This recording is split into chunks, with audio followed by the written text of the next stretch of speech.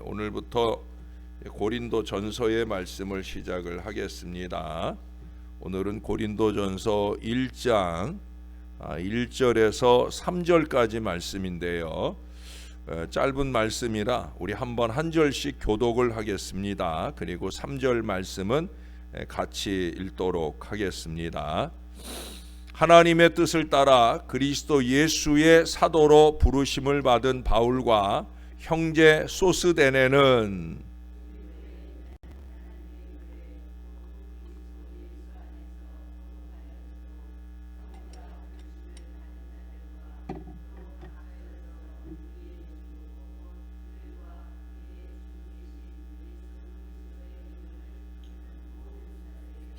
하나님 우리 아버지와 주 예수 그리스도로부터 은혜와 평강이 있기를 원하노라. 아멘. 미국에서 한 자매가 간호학교에 입학한 지 2달이 지난 어느 날이었어요. 교수님이 수업 시간에 강의 대신에 간단한 문제가 수록된 쪽지 시험지를 돌렸습니다. 수업을 착실하게 들었던 그녀는 별로 어렵지 않게 그 모든 문제를 풀어나갈 수 있었습니다. 그러나 마지막 문항에서 그만 막히고 말았어요. 그 문제는 이렇습니다. 우리 학교를 깨끗하게 청소해주는 아주머니의 이름은 무엇입니까? 이게 시험 문제라고 할 수는 없겠다 싶은데도 불구하고 또 문제니까. 그런데 그녀는 이 아주머니를 여러 번 봤었거든요. 검정머리에 키가 크고 나이는 50대쯤 되어 보였는데 이름은 도대체 뭐였지? 명찰을 분명히 달고 다니는 것도 봤는데 그 이름은 도대체 뭐였지? 그녀는 아무리 생각해도 답을 찾을 수 없어서 그래서 공란으로 두고 그 답안지를 제출하였습니다. 모든 학생들이 다 답안지를 제출하고 난 뒤에 한 학생이 물었어요. 교수님, 마지막 문항도 점수에 반영이 됩니까? 라고 물었는데 교수님 뭐라고 그랬겠어요? 물론이지요. 여러분은 간호사로서 앞으로 수많은 사람들을 대하게 될 것입니다. 한 사람 한 사람 모두가 중요한 분들입니다. 이들은 여러분들의 각별한 주의와 배려를 받을 권리가 있습니다. 어떤 경우에라도 여러분은 항상 이들에게 미소를 보내야 하고 먼저 미소를 보내야 하고 먼저 인사를 건네야 합니다. 지금도 그녀는 그 강의를 절대 잊지 않고 있다고 그래요. 또 청소 아주머니의 이름이 도로시였다는 것도 잊지 못하고 있다고 합니다. 제가 교회와 성도들을 위해 기도할 때나 또 어떤 행사 시에 자주 쓰는 표현 가운데 하나가 바로 은혜와 기쁨입니다. 은혜와 기쁨. 저는 여러분들이 이 은혜와 기쁨의 특권을 누릴 수 있도록 최선으로 목회할 의무가 있다고 늘 생각하면서 또 그렇게 되기를 간절히 바라고 있어요.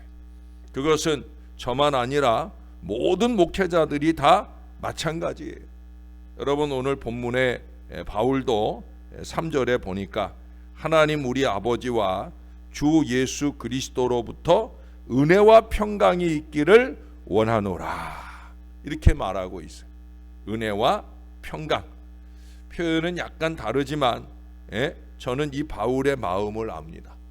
바울은 거의 모든 서신에서 처음 인사를 할 때 거의 이 표현을 씁니다. 은혜와 기쁨 또는 은혜와 평강.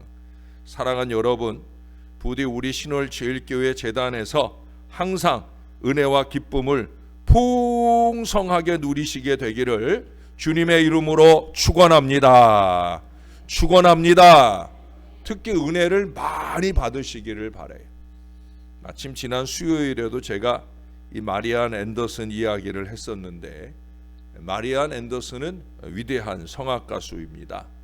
그녀를 가리켜서 100명의 목사보다 낫다고 말하는 사람이 있을 정도로 그녀는 그 성악을 통해서 주님의 복음을 많이 전했던, 은혜를 많이 끼쳤던 그런 여인입니다. 근데 그가 처음부터 잘했느냐? 아니에요. 그녀가 뉴욕 타운홀에서 처음 독창회를 가지고 난 뒤에 그에 대한 음악평은 형편없이 나빴어요. 예? 뭐 저런 게 가수라고 그러냐? 뭐 이러면서 혹평을 받았어요. 그래서 시리에 빠진 가운데 있을 때 그의 어머니가 충고를 하면서 그녀의 전생애를 바꿔놓았습니다. 어머니가 뭐라고 말씀하셨느냐? 얘야, 은혜가 위대함보다 먼저 와야 한다. 은혜가 먼저다. 은혜 많이 받아야 된다. 이게 우선이라는 걸 그 어머니가 주지했다는 거예요. 그래서 그녀는 은혜를 사모합니다. 그리고 그녀가 은혜를 받고 부른 노래마다 만인의 신금을 울리게 되어지더라는 거예요. 이처럼 은혜는 신자의 복이요 영광입니다. 저도 더욱더 은혜를 많이 받으며 여러분 앞에 서도록 노력하겠습니다. 여러분들도 은혜를 충만히 받고 기쁨을 넉넉히 누리시기를 바랍니다. 특별히 새해에 말씀과 이적으로 은혜 받고 기쁘게 믿음과 경배 넘치시는 신앙생활 되시기를 주님의 이름으로 축원합니다. 그런데 여러분, 오늘 본문에는 이 특권을 누릴 사람들의 자격을 언급하고 있다고 보여집니다. 2절을 한번 보세요. 거기 보시면 그리스도 예수 안에서 거룩하여지고 성도라 부르심을 입은 바로 그런 사람들이 되어야 된다는 거예요. 여기서 거룩해진다라는 말씀이 성별이고요. 그런 사람이 성도라 부르심을 받는 거예요. 이것은 예수 안에서 이루어지는 일입니다. 즉 예수 안에 제대로 있는 사람을 하나님은 거룩하다 하시고요. 예수 밖에 있는 사람은 거룩하다 하지 않으십니다. 우리가 앞서 로마서 16장에서도 8절부터 13절까지의 주 안에서 그리스도 안에서라는 말이 반복됐다는 얘기를 어제도 드렸어요. 예? 그리스도 안에. 예수 믿으나 안 믿으나 육신을 가졌기 때문에 먹어야 하고 잠을 자야 합니다. 예수 안 믿던 사람이 예수 안에서 거룩해지고 예수 안에 들어왔다고 해서 그 사람의 겉모습이 뭐 대단하게 달라지는 거냐? 아니에요. 그렇게 뭐 달라지는 거 없어요. 그래도 예수 안에 들어와 예수 믿음을 고백하면 우리 하나님은 예수님으로 인하여 거룩하다 해주신다는 거예요. 다른 사람보다 도덕적으로 나은 것이 없는데도 거룩하다 합니다. 거룩한 사람만이 구원을 얻는 거예요. 그런데 이 거룩함을 돈 주고 사는 게 아니잖아요. 예수 안에 들어와 신앙을 고백하면 하나님이 거룩하다 인정해 주는 것이기 때문에 그래서 이게 큰 영광이 되는 거예요. 석가모니 안에 들어가지 않고 공자 밑에 들어가지 않고 예수 안에 들어가 예수 믿고 거룩한 백성이 되어 하늘나라 백성 삼으시는 것을 영광으로 알아서 긍지를 가지고 자랑하며 증거하며 살아갈 수 있어야 된다는 거예요. 또한 이 그리스도 안에 온전히 거하고 우리에게 부여하신 거룩의 자리를 지키려고 노력해야 되는 거예요. 이게 은혜예요. 은혜라는 게 다른 거 없어요. 바로 이것을 위한 영부림, 그게 바로 은혜입니다. 본래 거룩하다라는 말은 사실 사람에게는 합당하지 않은 말이에요. 그것은 하나님께나 해당되는 언어입니다. 그러나 주님 안에서 하나님이 우리를 거룩으로 초청해 주셨어요. 제가 어렸을 적에는요, 거룩을 생각할 때 정장을 입고 큰 성경을 들고 뛰지도 않고 농담도 안 하고 웃지도 않고 그저 신사처럼 그렇게 행세를 하면 거룩한 것으로 착각을 했었어요. 그러나 성경을 자세히 상고하면 그런 것과는 전혀 상관이 없다는 거예요. 하나님은 그런 것에 전혀 관심이 없어요. 원래는 하나님만이 거룩하고 사람에게는 거룩이 어울리지 않았습니다마는 그러나 하나님이 혼자 거룩한 하나님이 왜 우리를 거룩한 사람이라 불러주느냐 하면 답은 간단한 거예요. 하나님은요, 우리와의 관계를 원하셔요.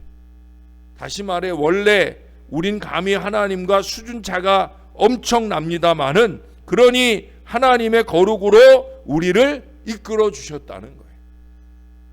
예수 그리스도를 매개로 하여 그 예수 그리스도 안에서 우리가 거룩해질 수 있는 이 엄청난 가능성을 열어주셨다라고 하는, 가령 여러분 부족함이 없이 온갖 것을 다 갖추고 있는 아버지에게 아들이 있어요. 그 아들은 벌어서 소유한 것도 하나도 없습니다마는 그러나 아들이라는 이유만으로 그 아들은 아버지 것을 다 누리고 살잖아요. 부자 아버지면 같이 사는 아들도 부자입니다. 그 아버지의 그 아들, 거룩한 아버지의 거룩한 아들이라는 거예요.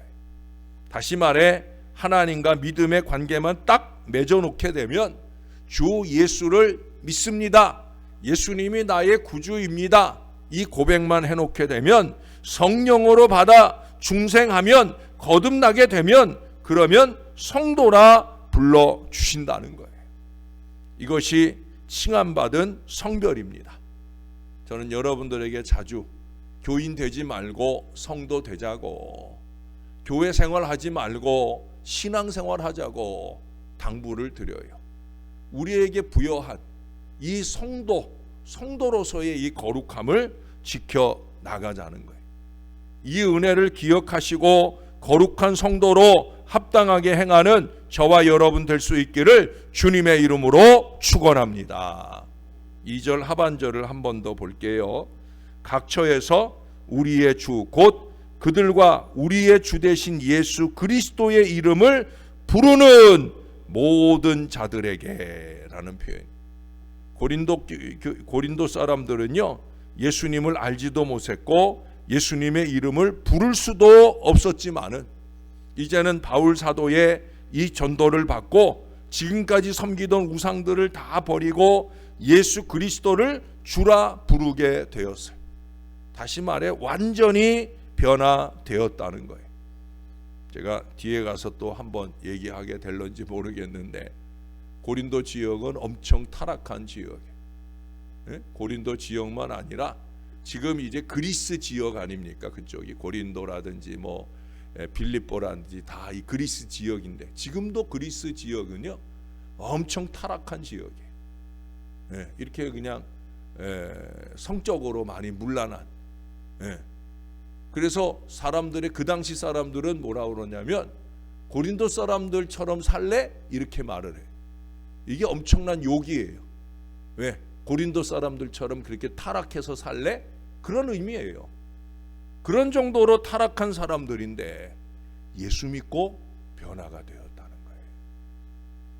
그들의 개종은 가치관을 변화시키고 생활을 변화시키고 인격의 변화까지 일으켰다는 거예요. 여러분 우리나라에 복음이 들어올 때 천주교가 먼저 들어왔어요. 이때 대원군이 천주교도들을 몹시 핍박을 했어요. 많은 순교자들이 생겼습니다. 그저 예수 믿는 사람들이라면 가차없이 다 잡아 죽였습니다. 그 많은 신자들이 죽고 숨어서 살아남은 사람들이 그 신앙을 지켜 한국 천주교 200여 년의 이 역사를 이어오면서 굴지의 교단을 이루게 되었잖아요. 사실은 천주교가 이 땅에서 별로 한 일이 없어요. 여러분 민족대표 33인 중에 천주교인 하나도 없어요. 민주화 운동할 때도 민주화 운동하던 사람들이 명동성당에 들어가니까 그때서야 정신 번쩍 차리고 민주화 신용을 했지, 실제로 앞장서서 민주화 운동하고 애를 쓴 건 사실 우리 기독교인들이 더 많거든요. 그런데도 불구하고 천주교의 그 신앙이 초기에 그 박해를 받으면서까지 꾸준하게 지켜온 그 신앙 때문에 그래서 그들의 생활과 인격까지도 변화시켰기 때문에 바로 그 믿음이 오늘까지 명맥을 유지할 수 있다는 거예요. 그러나 여러분 개신교가 들어오면서 제사를 인정하는 제사와 타협한 천주교와는 달리 가정과 가문에서 그 제사 문제로 엄청난 핍박을 당했어요.